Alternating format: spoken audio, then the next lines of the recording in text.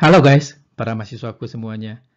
Video kuliah kriptografi kali ini membahas review beberapa block chipper dan stream chipper, yaitu algoritma kriptografi yang berbasis bit. Selamat menyaksikan dan selamat belajar. Cukup banyak block chipper yang sudah dipublikasikan oleh orang lain. Namun kita tidak akan mempelajari semuanya. Namun hanya beberapa block chipper yang penting saja. Yang pertama adalah Data Encryption Standard atau DES. Yang kedua adalah Triple DES. Yang ketiga Ghost. Yang keempat RC5 dan yang keenam Advanced Encryption Standard atau AAS yang menjadi standar enkripsi saat ini. Beberapa block chipper lainnya dapat dibaca dari berbagai sumber seperti Blowfish, IDEA, Loki, RC2, Phil, Lucifer, Cast, Crab, Sapphire, Twofish, Serpent, RC6, Mars, Camellia, Three-Way, MMB, Skipjack, dan lain-lain. Nah, kalau dibaca di dalam literatur, baik di internet, mungkin ada puluhan sampai ratusan block chipper yang sudah pernah dipublikasikan.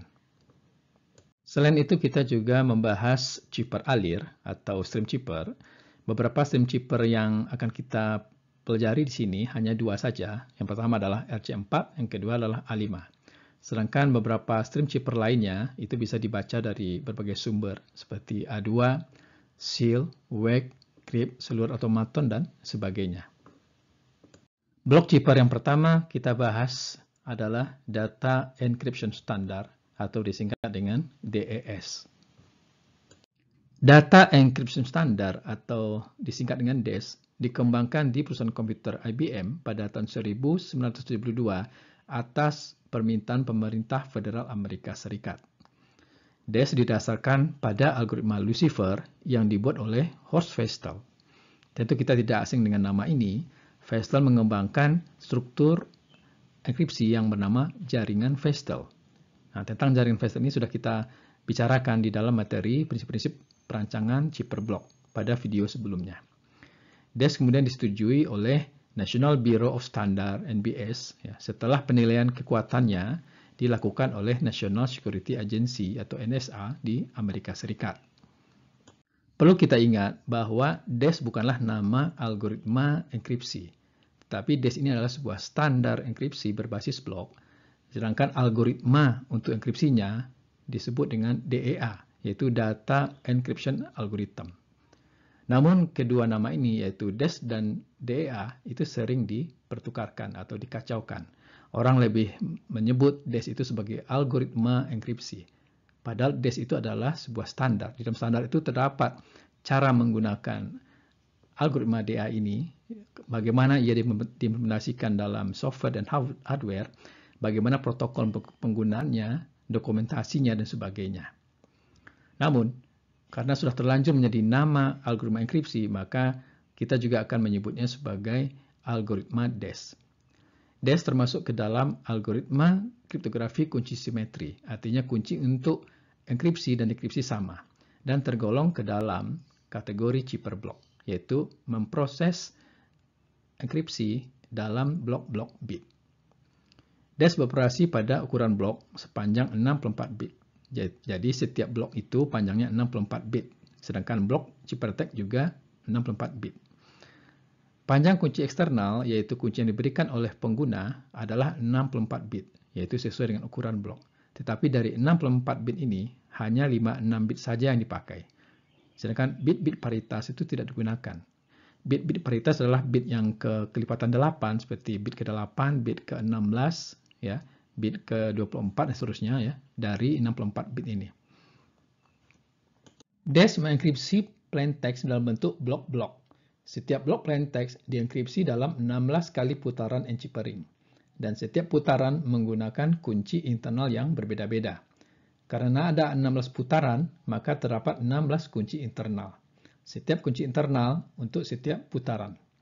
Kunci internal tersebut panjangnya 48 bit, yang dibangkitkan dari kunci eksternal yang diberikan oleh pengguna. Setiap blok mengalami 3 proses utama. Yang pertama adalah pengacakan dengan permutasi awal atau initial permutation, kemudian 16 kali putaran enchippering, dan pengacakan dengan inverse permutasi awal atau IP-1 seperti yang ditunjukkan pada gambar 1 di slide berikut ini. Jadi di sini adalah blok plaintext. Sebelum mengalami proses 16 kali enchippering, blok plaintext tersebut diacak terlebih dahulu ya dengan initial permutation. Selanjutnya, hasil pengacakan ini akan masuk ke dalam 16 kali putaran. Dan hasil 16 kali putaran ini kemudian diacak lagi dengan inverse initial permutation ya atau IP ya -1. Nah, hasilnya inilah yang disebut dengan blok ciphertext. Nah, jadi yang diberi garis-garis putus di sini ya, kotak yang berupa garis putus-putus inilah yang menjadi fungsi enkripsi ya yang kita sebut dengan E. Kalau kotak E yang berupa garis putus-putus ini kita bedah isinya, maka rinciannya adalah sebagai berikut. Jadi di sini adalah blok plaintext mengalami pengacakan dengan initial permutation, lalu 16 kali enchippering tersebut digambarkan dengan 16 buah jaringan Feistel, dan pada setiap putaran menggunakan kunci internal yang berbeda-beda. Ini putaran pertama K1, untuk putaran kedua menggunakan kunci internal K2, dan untuk putaran terakhir menggunakan kunci K16. Lalu hasil 16 kali enchippering ini diacak lagi dengan permutasi IP-1. Nah, inilah yang menjadi blok ciphertext-nya. Ini adalah proses untuk setiap blok. Kunci internal yang digunakan pada setiap putaran itu dibangkitkan dari kunci eksternal. Karena ada 16 putaran, maka kita memberi nomor setiap kunci tersebut sebagai K1, K2, sampai K16. Kunci eksternal yang panjangnya 64 bit yang diberikan oleh pengguna, kemudian diproses untuk menghasilkan 16 buah kunci internal sebagai berikut. Kunci eksternal dari pengguna yang panjangnya 64 bit atau 8 karakter, mula-mula diacak dan dikompresi dengan menggunakan permutasi PC1. Permutasi PC1 menghasilkan luaran sepanjang 56 bit yang dibagi menjadi dua bagian, yaitu C0 dan D0, yang masing-masing panjangnya 28 bit. Lalu bit-bit C0 dan D0 ini digeser ke kiri, ya. Jumlah pergeserannya nanti akan ditunjukkan pada tabel pada slide berikutnya. Hasil pergeserannya adalah C1 dan D1. Lalu C1 dan D1 ini digabung, kemudian diacak dan dikompresi kembali dengan menggunakan permutasi PC2 yang akan dijelaskan pada slide berikutnya. Hasil pengacakan dan kompresi dengan menggunakan permutasi PC2 inilah yang menjadi kunci internal ke-1 atau K1 yang panjangnya 48 bit. Lalu pergeseran bit dilanjutkan kembali untuk C1 dan D1 yang menghasilkan C2 dan D2. Lalu digabung kembali dan diacak, dikompresi menggunakan permutasi PC2 menghasilkan K2. Demikian seterusnya ya untuk K3 sampai K16. Permutasi PC1 yang terdapat pada diagram pembangkitan kunci internal bertujuan untuk mengambil bit-bit dari kunci eksternal yang dipilih secara acak, sekaligus membuang bit-bit paritas, yaitu bit-bit pada posisi kelipatan 8, yaitu pada posisi 8, 16, 24, dan seterusnya. Posisi bit-bit yang diambil ditentukan oleh matrik ini. Jadi, cara membaca matriknya sebagai berikut. Bit ke-57 dari 64 bit ya menjadi elemen pertama C0. Bit ke-49 menjadi elemen kedua C0. Ya, bit ke-41 menjadi elemen ketiga. Demikian seterusnya sampai bit ke terakhir yaitu bit 36. Jadi dua baris pertama dari matrik ini menyatakan bit-bit untuk C0. Kemudian untuk D0 berisi bit-bit K pada posisi 63, 55, 47, 39 sampai yang terakhir adalah pada bit posisi 4 ya. Jumlah pergeseran bit yang ditunjukkan oleh operasi left shift di dalam diagram pembangkitan kunci internal yaitu yang ini itu ditentukan oleh tabel berikut. Jadi untuk menghasilkan kunci pada putaran pertama C0 dan D0 ini digeser sejauh 1 bit ke kiri. Sedangkan untuk kunci K2 C1 dan D1 digeser sejauh 1 bit ke kiri. Untuk kunci internal yang ketiga, C2 dan D2 digeser sejauh 2 bit ke kiri. Demikian seterusnya sampai kunci yang ke-16. Jadi untuk setiap kunci internal, pergeseran left shift-nya itu berbeda-beda jumlah pergeseran bitnya. Permutasi PC2 yang terdapat dalam diagram pembangkitan kunci internal bertujuan untuk memilih bit-bit dari CI dan DI untuk menjadi bit-bit kunci internal KI. Bit-bit yang dipilih dari CI dan DI ditentukan oleh matrik PC2 sebagai berikut. Jadi cara membaca matriksnya adalah dua baris pertama ini menyatakan bit-bit yang dipilih dari CI, sedangkan dua baris terakhir adalah bit-bit yang dipilih dari DI. Jadi, KI merupakan penggabungan bit-bit CI pada posisi 14, 17, 11, dan seterusnya sampai posisi 2. Sedangkan yang dari DI diambil pada posisi 41, 52, 31, sampai 32. Nah, matrik PC2 ini juga sekaligus mengkompresi. Sebab CI dan DI yang panjangnya 56 bit, sekarang menjadi KI yang panjangnya 48 bit. Jadi ada bit-bit dari CI dan DI ini yang tidak diambil.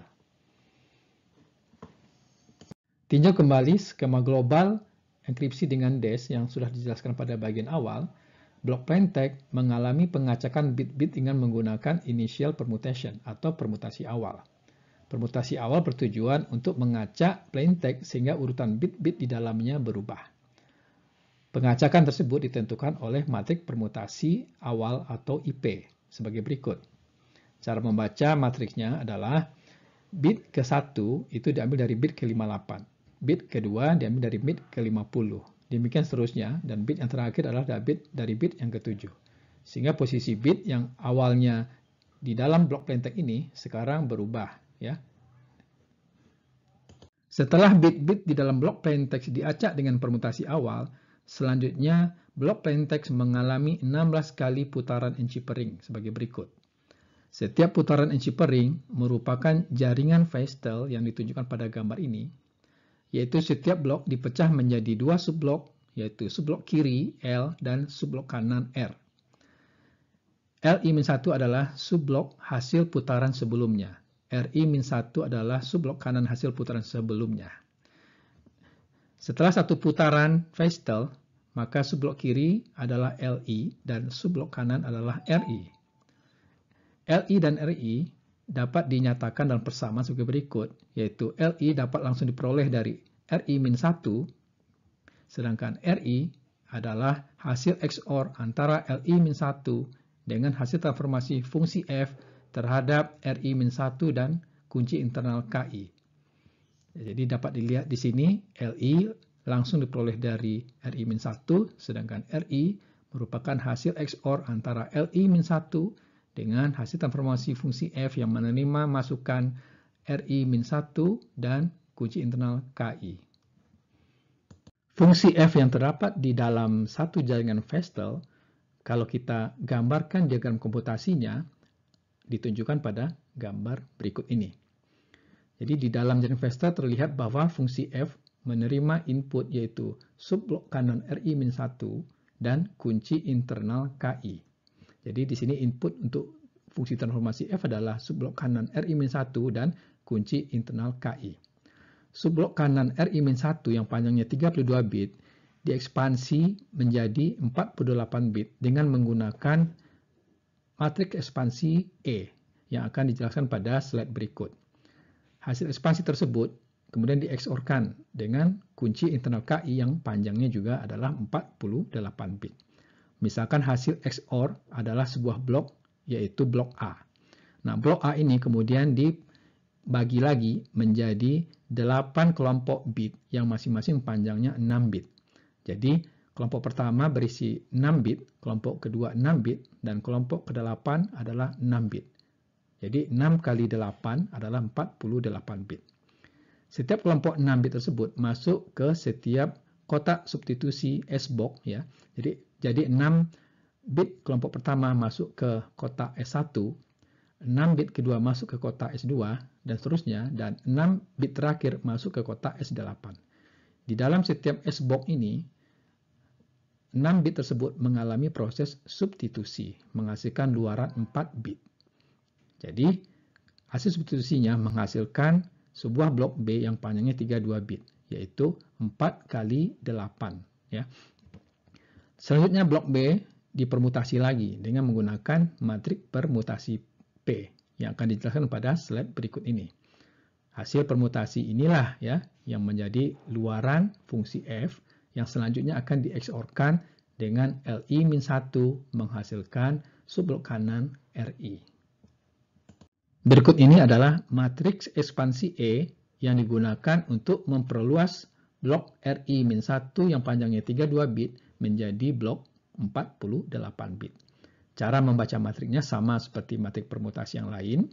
Jadi di sini elemen pertama hasil ekspansi diambil dari bit ke-32 dari Ri-1, elemen kedua diambil dari bit ke-1, elemen ketiga diambil dari bit kedua, begitu seterusnya.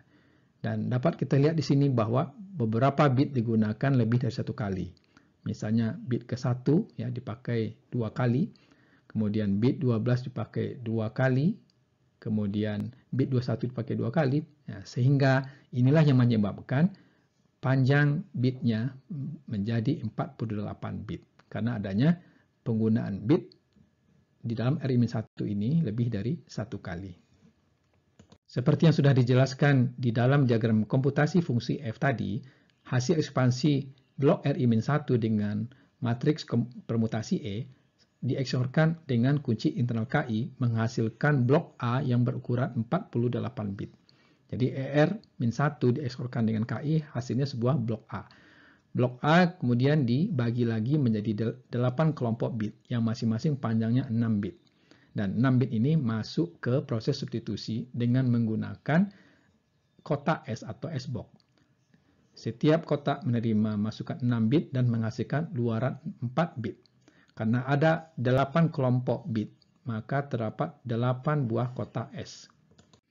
Ini adalah kotak S1, ini kotak S2, ini kotak S3, ini kotak S4, ini kotak S5, S6, S7, dan S8. Proses substitusi dengan setiap kotak S sudah dijelaskan pada materi sebelumnya, yaitu prinsip-prinsip perancangan chipper block. Silakan lihat kembali videonya, tapi tidak apa-apa kita ulang lagi di sini. Misalkan kotak S5 menerima input 6 bit sebagai berikut. Maka gabungan bit ke-1 dengan bit ke-6 yang warna biru ini adalah bit 10 yang dalam desimal nilainya adalah 2. Ini menyatakan baris pada kotak S5. Indeks baris dimulai dari 0, 1, 2, 3. Berarti baris kedua adalah yang di garis biru ini. Kemudian 4 bit di tengah yang berwarna merah, ya, 0101 menunjukkan posisi kolom. Nah, 0101 ini dalam desimal adalah 5. Berarti pada kolom ke-5. Dimulai dari 0 kolomnya, 0, 1, 2, 3, 4, 5. Nah, perpotongan baris kedua dengan kolom ke-5 adalah pada elemen bernilai 13. Maka luaran dari S5 ini adalah 13. Yang dalam biner, 13 ini adalah 1101. Nah, proses substitusi ini dilakukan untuk 8 buah kotak S. Sehingga menghasilkan luaran sebanyak 8 kali 4 yaitu 32 bit. Jadi proses substitusi dengan 8 kotak S menghasilkan blok yang panjangnya 32 bit. Sebut saja blok tersebut adalah blok B. Kemudian bit-bit di dalam blok B diacak lagi dengan menggunakan matriks permutasi P sebagai berikut. Hasil pengacakan bit-bit blok B dengan permutasi P itulah yang merupakan luaran dari fungsi transformasi F, ya, yaitu yang ini. Kemudian, luaran fungsi F di-XOR-kan dengan subblok kiri Li-1, menghasilkan subblok kanan Ri. Nah, jadi Ri sama dengan Li-1 XOR dengan hasil pengacakan blok B dengan permutasi P. Dengan demikian, maka luaran putaran ke I pada jaringan Vestel adalah blok I yang disusun oleh subblok kiri Li dan subblok kanan Ri, yang dalam hal ini Li diperoleh dari Ri-1, sedangkan Ri diperoleh dari Li-1 XOR dengan PB. Setelah enchippering sebanyak 16 kali putaran, maka permutasi terakhir dilakukan pada hasil enchippering tersebut dengan menggunakan inversi permutasi atau IP-1. Matrik permutasi yang digunakan adalah sebagai berikut. Tujuan inversi permutasi adalah untuk mengacak kembali bit-bit hasil proses 16 kali enchippering. Nah, luaran dari proses inversi permutasi tersebutlah yang disebut dengan blok ciphertext. Pada proses dekripsi ciphertext menjadi plain text, proses yang terjadi merupakan kebalikan dari proses enkripsinya. Karena DES menggunakan jaringan Feistel, maka tidak diperlukan algoritma yang berbeda untuk proses dekripsi. DES menggunakan algoritma yang sama untuk proses enkripsi dan dekripsi. Hanya saja urutan penggunaan kunci internalnya dibalik, yaitu untuk proses dekripsi, urutan kunci internalnya adalah dari K16, K15, dan seterusnya hingga K1. Untuk setiap putaran ke-16, 15, sampai 1, luaran pada setiap proses dechiffering adalah sebagai berikut, yaitu RI-1 sama dengan LI, dan LI-1 sama dengan hasil XOR RI dengan hasil transformasi fungsi F terhadap RI-1 dan KI, yaitu RI di-XOR-kan dengan F, LI, KI. DES dapat dioperasikan dengan berbagai mode operasi yang sudah kita pelajari sebelumnya, yaitu dengan mode ACB, CBC, OFB, CFB, dan mode counter. Namun karena kesederhanaan model ACB, maka mode ACB lebih sering digunakan pada aplikasi komersil. DES sudah diimplementasikan baik sebagai perangkat lunak maupun sebagai perangkat keras. Dalam bentuk perangkat keras, DES diimplementasikan di dalam sebuah chip. Setiap detik chip tersebut dapat mengenkripsi sebanyak 16,8 juta blok atau setara dengan 1 gigabit per detik. Sedangkan implementasi DES ke dalam perangkat lunak dapat melakukan enkripsi sebanyak 32.000 blok per detik, yaitu apabila dijalankan pada komputer mainframe IBM 3090, yaitu komputer tercepat saat itu. Ya, jadi pada saat DES itu dibuat, yaitu sekitar tahun 1976. Karena algoritma DES tersedia secara publik, yaitu tidak rahasia, maka keamanan DES ditentukan oleh kunci yang digunakan untuk enkripsi maupun dekripsi. Panjang kunci eksternal DES yang diberikan oleh pengguna hanyalah 8 karakter atau 64 bit, tetapi yang dipakai hanyalah 56 bit, yaitu dengan membuang bit-bit paritas. Pada rancangan awal, panjang kunci yang diusulkan oleh IBM adalah 128 bit, tetapi atas permintaan NSA, panjang kunci diperkecil menjadi 56 bit. Namun dengan panjang kunci 56 bit, akan terdapat sebanyak 2.56 atau sebanyak angka ini, ya, 72 sekianan kemungkinan kunci. Nah, jika serangan exhaustive keysearch atau brute force attack dilakukan dengan menggunakan prosesor paralel, maka dalam 1 detik dapat dicoba sebanyak 1 juta kunci. Jadi, apabila sebanyak 72057 sekianan kemungkinan kunci ini dicoba seluruhnya, diperlukan waktu 1142 tahun untuk menemukan kunci yang benar. Ini adalah klaim dari pembuat DES saat itu, yang menganggap bahwa DES cukup aman, ya, untuk digunakan. Seperti yang dikutip dari Wikipedia, tahun 1997, RSA Security mensponsori sebuah lomba yang menawarkan hadiah $10.000 bagi tim pertama yang dapat berhasil memecahkan ciphertext yang merupakan hasil enkripsi dengan DES. Lomba tersebut dimenangkan oleh sebuah proyek bernama The Shelf Project yang dipimpin oleh Rob Verscher, Matt Curtin, dan Justin Rhodes dengan menggunakan ribuan komputer yang terhubung dengan internet. Pada tahun 1998, sebuah yayasan bernama Electronic Frontier Foundation atau EFE merancang dan membuat sebuah perangkat keras khusus untuk menemukan kunci DES secara brute force attack atau exhaustive key search dengan biaya sekitar $250.000 dan diharapkan dapat menemukan kunci selama 5 hari. Dan pada tahun 1999, kombinasi perangkat keras yang dibuat oleh EFE tersebut dengan kolaborasi internet yang melibatkan lebih dari 100.000 komputer dapat menemukan kunci DES hanya kurang dari 1 hari saja. Perangkat keras tersebut adalah berupa 1856 buah chip ya, yang dapat melakukan brute force attack. Seperti yang terlihat pada gambar ini. Motivasi mereka mengembangkan perangkat keras yang berharga ribuan dolar tersebut adalah untuk memperlihatkan bahwa DES dapat dipecahkan. Beberapa hal yang masih misteri pada DES adalah bagaimana angka-angka pada kotak S tersebut dibangkitkan. Karena di dalam dokumennya tidak disebutkan bagaimana cara menentukan bilangan-bilangan dalam kotak S tersebut. Kemudian, meskipun DES itu memiliki 16 putaran, namun 8 putaran sudah cukup untuk membuat ciphertext tersebut sebagai fungsi acak dari setiap bit plaintext dan setiap bit ciphertext. Dan dari penelitian, DES dengan jumlah putaran yang kurang dari 16 dapat dipecahkan dengan non-plaintext attack. Demikianlah pembahasan kita mengenai sebuah block chipper yang terkenal beberapa dekade yang lalu, yaitu data encryption standard.